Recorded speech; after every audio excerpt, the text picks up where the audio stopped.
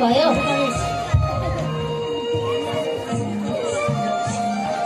किन मलाई सुगर त भएको छैन, किन चिनी नहालेको?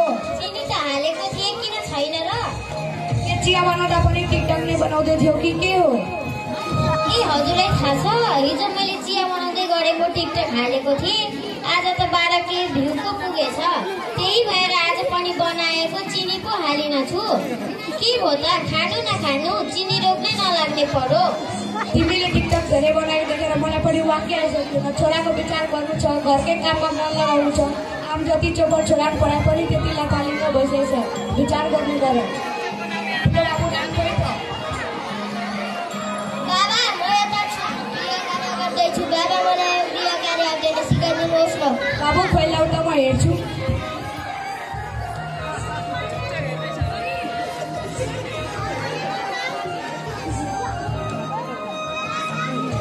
बाबु तिम्रो किताबमा मैले आन्सर भेटिन, मोबाइलबाट खोज्छु।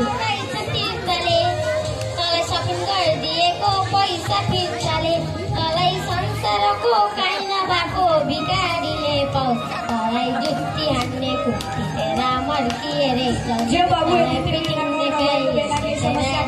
मोबाइलबाट खोजेर लेख्न सक्छौ। उहाँको सदुपयोग गरेर ज्ञान तथा जानकारी प्राप्त गर्न सक्नुहुन्छ। बाबु मेरो बाहिर निस्किने काम गरौँ, बाहिर निस्कियो। तेरा आँकै पर्खी जाऊ।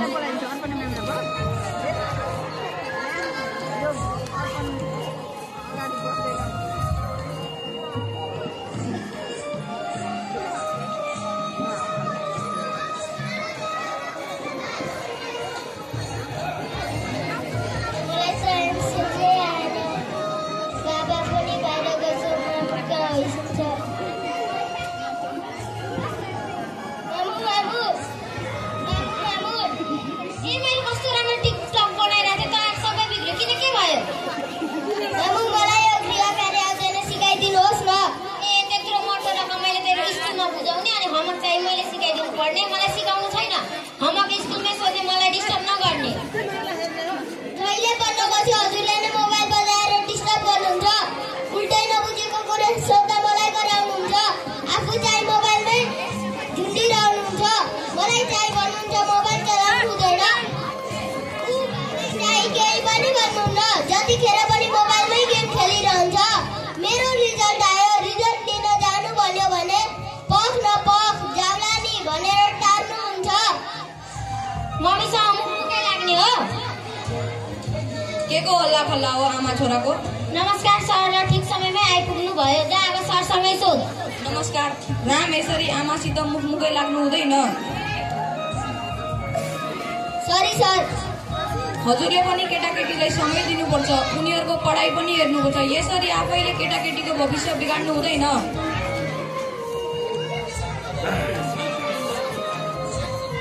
मम्मी मेरो आँखा धेरै दुखेको छ, टाउको पनि दुखिरहेको छ। म आज ट्युसन पढ्दिनँ। के भयो बाबु तिमीलाई? अघिसम्म त ठिकै थियौ त। होइन, हजुरले विचार गर्नु भएको छ कि छैन? बाबुले धेरै मोबाइल हेरेर हो कि उसको आँखा कमजोर भयो जस्तो लाग्छ।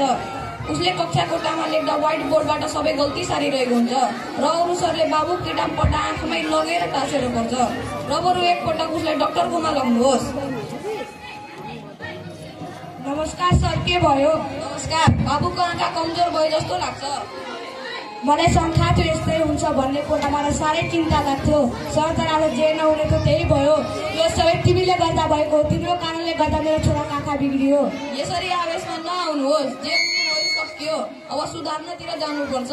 र बाबु रिसाउनु पनि सही हो। समय समयमा विद्यालय गएर बाबुको पढाइ बुझ्नु हजुरको कर्तव्य हो। रिजल्ट आएको यत्रो दिन भयो, रिजल्ट लिन आउनुहुन्न।